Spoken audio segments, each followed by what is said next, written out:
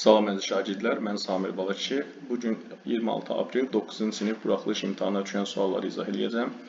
Əziz şagirdlər, dinləmə mətni bizim bu yaşıl üzlü dinləmə oxu kitabımızın 2-ci unitindəki dinləmə mətninin eyni mövzusu düşüb və suallara baxaq. Birinci sualda bu qadın nə istəyirdi? Mən bunu cavablar hələ ki etalon cavablar çıxmayıb, amma tarixi faktlar əsasında deyə bilərik ki, burada sualların 4-ünü də şagird doğru cavab yazıb, amma etalon çıxanda tam dəqiq biləcək. Birinci sual Y variantı, ikinci sual B variantı, üçüncü sual Y, dördüncü sual B, A, B. Gəlin indi qısa mətnlərə baxaq. Qısa mətndə verilir ki, kitabxana öz işini dayandıracaq 5-ci gün məşhur bir yazıçı ilə toplantıya görə. Zəhmət olmasa, bu o qədər də aydın oxunmur. Kitablarınızı return yazılır. Çox güman ki, qaytarın 4-cü günün sonuna qədər və kitabxana başlayacaq öz işinə 1-ci gün səhər. Təşəkkür edirik anlayışınız üçün. C variantında şagird yazıb ki, kitabxana işləməyəcək bir neçə gün. Bəli, 4-cü gün bağlanırsa bir neçə gün işləməyəcək. Bu doğrudur. Vaxt çox getməsin deyə mən digər variantlara baxmıram, amma çox güman ki, doğru cavab elə bu olacaq. C variantı. 6-cı sual. Əziz xanım Ridwell, təşəkkür edirik gözəl dəvətiniz üçün nahara 4-cü gün. Yanvarın 9-u təəssüf ki, Jack biznes səyahətindədir Edinburqda və o qayıdacaq 6-cı gün və biz, o qayıtmayacaq 6-cı günə qədər. Buna görə də biz bacarmırıq sizin dəvətinizi qəbul edə bilmirik. Yəni, əminəm ki, o çox üzüləcək ki, mən bu sizinlə nahar yeməyi fürsətini qaçırıram. Yəni, o da mənim kimi üzgündür ki, bu nahar yeməyi fürsətini sizinlə qaçırır. Deməli, burada məktubu yazan da Elizabeth Brown'dur. Y bəndində deyir, Elizabeth Brown üzr istəyir, dəvəti qəbul edə bilmədiyi üçün. Bəli, Y variantı doğru cavabdır. 7-ci sualda ümid edirəm yaxşısınız. Keçən həftə sonu mən muzeyə getdim ailəmlə. Hava günəşli idi, buna görə də biz parka getdik oradan və yaxşı piknik keçirdik. Burada nə başa düşürük? Keçən həftə sonu muzeyə gedib ailəsi ilə və sonra da oradan parka gediblər və piknik ediblər. Biz oyun oynadıq, şəkillər çəkdirdik. Axşam isə biz pizza yedik balaca bir kafedə evimizin yanında. Bəs siz nə etdiniz? Siz keçən həftə sonu nəsə bir aktivitə etdinizmi? Bunu yazan da Oscar'dır. Oscar təsvir edir Jane'ə necə keçirdib öz həftə sonunu. Bəli, doğru cavab A variantıdır. Şagird düz yazıb. Keçək böyük mətnə. Uzun illər bəzi insanlar Şimali Amerikada deyirdilər ki, qəribə bir meymuna bənzər varlıq görüblər. Bigfoot adlanır. Və bu inanılır ki, Bigfoot çox hündür və nəhəngdir və onun qəhvəyi saçı burada tüklər kimi, xəzdə kimi başa düşülə bilər var və o gəzir 2 ayaq üzərində insan kimi. Alimlər iddia edirlər ki, Bigfoot real deyil. Amma insanlar, onu görən insanlar düşünürlər ki, bu həqiqətən də var. Deməli, buradan nə başa düşür ki, insanlar belə bir şey görüblər, insanlar düşünür ki, bu var, amma alimlər düşünür ki, bu real deyil. 3 cümlə ilə qısa fikrimi başa düşdük. Sonra bu Bigfoot'un hekayəsi, böyük ayaq deməkdir, bilirsiniz. Hekayəsi başlayıb 1958-də. Nə vaxt ki, bir tikinti işçisi Kaliforniyada böyük və gizəmli bir ayaq izləri tapıb yerdə. Yerli qəzet çap edib bu məqaləni, bu gizəmli ayaq izləri ilə bağlı və tezliklə də hekayə yayılıb dünyanın başqa yerlərinə.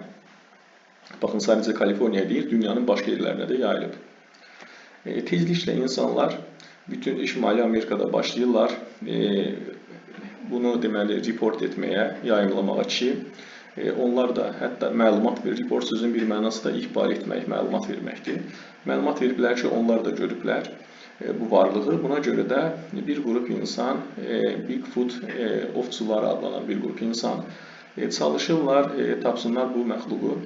Oktyabrın 20'si 1967'də iki adam iddia edir ki, onlar lentə alıblar Bigfoot'u Bluff Creek adlanan yerdə. Creek oxunur, bəli, Creekdir. Bu videoda göstərilirdi böyük xəzli bir varlığı meşədə gəzən və onlar hələ də müzakirələr gedir, hələ də var ki, bu məxluq realdır yoxsa yox. Görünən odur ki, bu müzakirələr uzun zaman davam edəcək. Deməli, hekayədə nə başa düşdük? Hekayədə başa düşdük ki, belə bir söhbət var, insanlar deyir ki, bu var, amma alimlər düşünür ki, olmaz. İnşaat işçisi görüb, ondan sonra bütün dünyaya yayılıb bu məqalə. Sonra da bunun ardınca insanlar çıxıblar, bunu axtarsınlar. Sonra bir-iki nəfər deyib ki, biz bunu lentə almışıq. Var hələ də müzakirələr ki, bu varlıq realdır yoxsa yox. Görünən odur ki, müzakirələr uzun zaman davam edəcək. Hələ də bu məsələ çözülməyib. Yanlış olan hansıdır? D variantında deyir, müzakirələr bununla bağlı bitib. Bəli, yanlış olan budur. 9-cu sualda deyir ki, Şimali Amerikada iki insan çalışıb sübut etsin ki, onlar görüblər, bunu necə sübut etməyə çalışıblar. Onlar filmi alıblar, video alıblar bu məxluqu. Bəli, bu doğrudur. Hər ehtimala qarşı digər variantlara baxaq. Onlar intervyu veriblər insanlara, onlar şəkil çəkiblər. Aha, burada şəkil çəkiblər ayaq izlərinin. Amma biz burada oxuduq ki, bu video göstərir, video alıblar. Cavab elə A variantı olacaq. Digərlərinə baxıb vaxt itirməyək. 10-cu sualda mətn haqqındadır. Şimali Amerikada qəribə bir məxluq haqqındadır. Dəqiq baxaq, Şimali Amerika idimi? Bəli, Şimali Amerikadır. Yəni, hansı variant niyə olmur deyə sizdə sual yaransa, şərh bölməsinə yazarsınız. Mən onu açıqlayaram, yazaram orada. Çünki mən bütün variantlara baxmıram, vaxt getməsin deyə.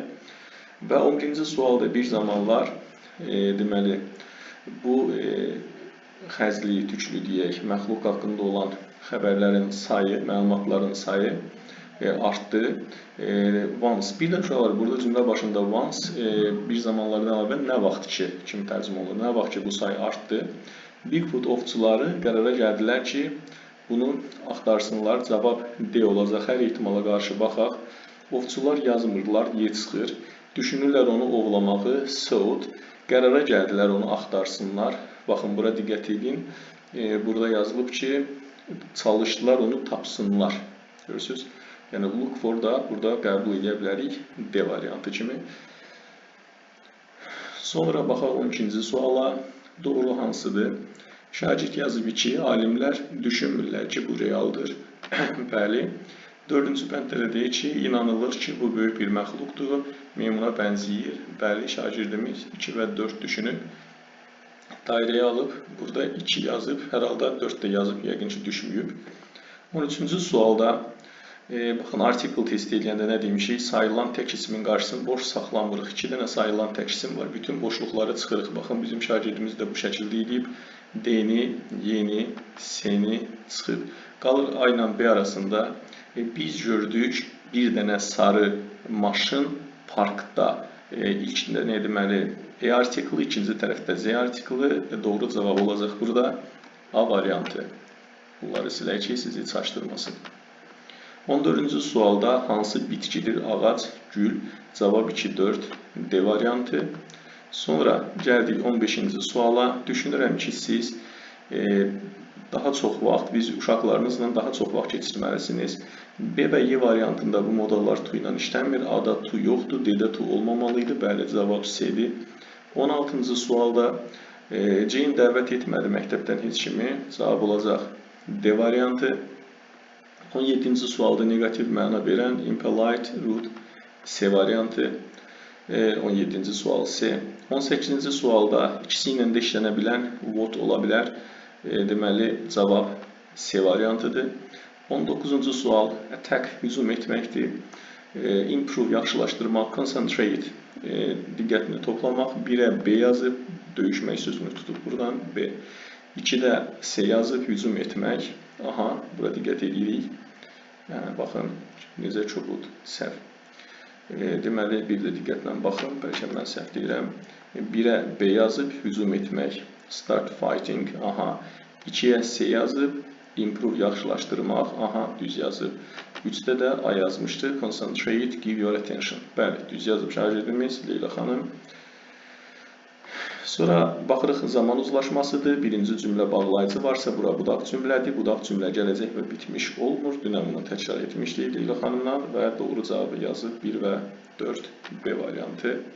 Hələ ki səhvi yoxdur şagirdimizin. İndi etalon çıxanda dinləməni daha yaxşı biləcək. Mən dinləmə suallarını amma təxminə bildim ki, doğrudur.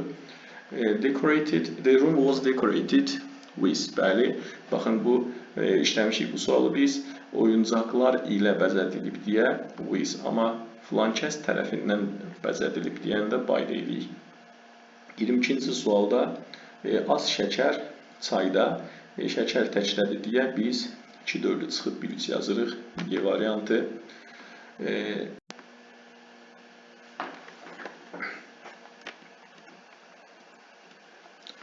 Salam əziz şagirdlər, mən Samir Balıqçı. Bugün 26 aprel 9-cu sinif buraxılış imtahanına düşən sualları izah edəcəm. Əziz şagirdlər, dinləmə mətni bizim bu yaşıl üzlü dinləmə oxu kitabımızın 2-ci unitindəki dinləmə mətninin eyni mövzusu düşüb və suallara deməli baxaq.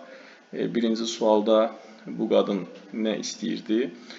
Mən bunun cavablar hələ ki etalon cavablar çıxmayıb, amma tarixi faktlar əsasında deyə bilərik ki, burada sualların 4-ünü də şagird doğru cavab yazıb, amma etalon çıxanda tam dəqiq biləcək. Birinci sual Y variantı, ikinci sual B variantı, üçüncü sual Y, dördüncü sual B, A, B. Gəlin indi qısa mətnlərə baxaq.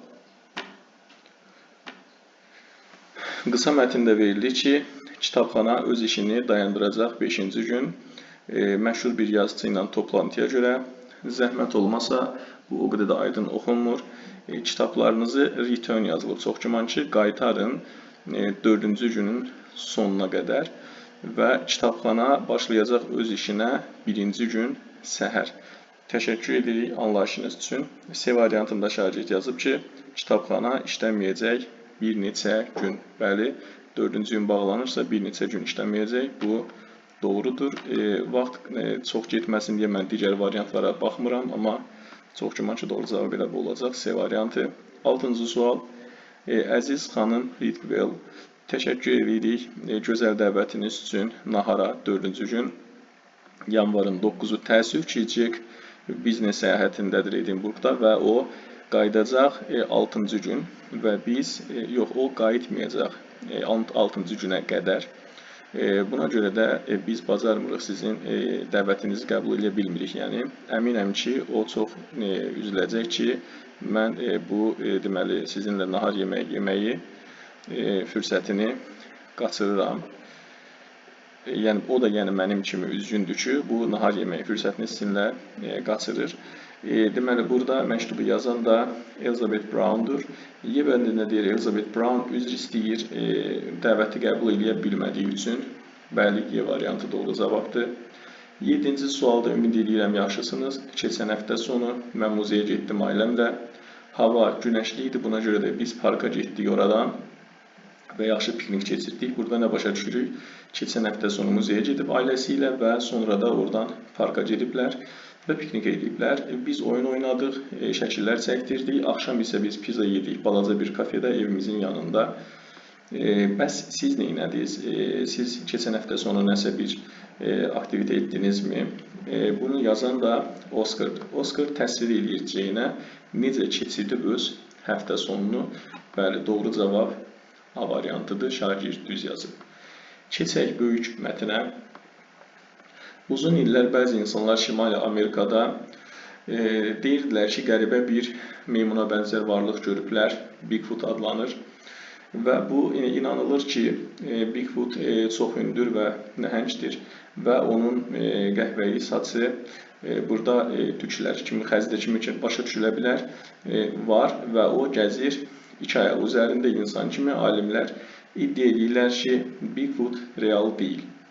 Amma insanlar, onu görən insanlar düşünürlər ki, bu həqiqətən də var. Deməli, buradan nə başa düşür ki, insanlar belə bir şey görüblər, insanlar düşünür ki, bu var, amma alimlər düşünür ki, bu real deyil. 3 cümlə ilə qısa fikrimi başa düşdük. Sonra bu Bigfoot'un hekayəsi, böyük ayaq deməkdir, bilirsiniz. Hekayəsi başlayıb 1958-də. Nə vaxt ki, bir tikinti işçisi Kaliforniyada böyük və gizəmli bir ayaq izləri tapıb yerdə. Yerli qəzet çap edib bu məqaləni bu gizəmli ayaq izləri ilə bağlı və tezliklə də hekayə yayılıb dünyanın başqa yerlərinə. Baxın, sadəcə Kaliforniya deyil, dünyanın başqa yerlərinə də yayılıb. Tezliklə insanlar bütün Şimali Amerikada başlayırlar bunu deməli report etməyə, yayımlamağa ki, onlar da hətta məlumat verir. Report sözünün bir mənası da ihbar etmək, məlumat verməkdir. Məlumat veriblər ki, onlar da görüblər bu varlığı. Buna görə də bir qrup insan, Bigfoot ovçuları adlanan bir qrup insan çalışırlar, tapsınlar bu məxluqu. Oktyabrın 20-si 1967-də iki adam iddia edir ki, onlar lenti alıblar Bigfoot'u Bluff Creek adlanan yerdə. Creek oxunur, bəli, Creek'dir. Bu videoda göstərilirdi böyük, xəzli bir varlığı meşədə gəzən və onlar hələ də müzakirələr hələ də var ki, bu məxluq realdır yoxsa yox. Görünən odur ki, bu müzakirələr uzun zaman davam edəcək. Deməli, hekayədə nə başa düşdük? Hekayədə başa düşdük ki, belə bir söhbət var, insanlar deyir ki, bu var, amma alimlər düşünür ki, olmaz. İnşaat işçisi görüb, ondan sonra bütün dünyaya yayılıb bu məqalə. Sonra da bunun ardınca insanlar çıxıblar, bunu axtarsınlar. Sonra bir-iki nəfər deyib ki, biz bunu lentə almışıq. Var hələ də müzakirələr ki, bu varlıq realdır yoxsa yox. Görünən odur ki, müzakirələr uzun zaman davam edəcək. Hələ də bu məsələ çözülməyib. Yanlış olan hansıdır? D variantında deyil, müzakirələr bununla bağlı bitib. Bəli, yanlış olan budur. 9-cu sualda deyir ki, Şimali Amerikada iki insan çalışıb sübut etsin ki, onlar görüblər, bunu necə sübut etməyə çalışıblar. Onlar filmi alıblar, video alıblar bu məxluqu. Bəli, bu doğrudur. Hər ehtimala qarşı digər variantlara baxaq. Onlar intervyu veriblər insanlara, onlar şəkil çəkiblər. Aha, burada şəkil çəkiblər ayaq izlərinin. Amma biz burada oxuduq ki, bu video göstərir, video alıblar. Cavab elə A variantı olacaq. Digərlərinə baxıb vaxt itirməyək. 10-cu sualda mətn haqqındadır. Şimali Amerikada qəribə bir məxluq haqqındadır. Dəqiq baxaq, Şimali Amerika idimi? Bəli, Şimali Amerikadır.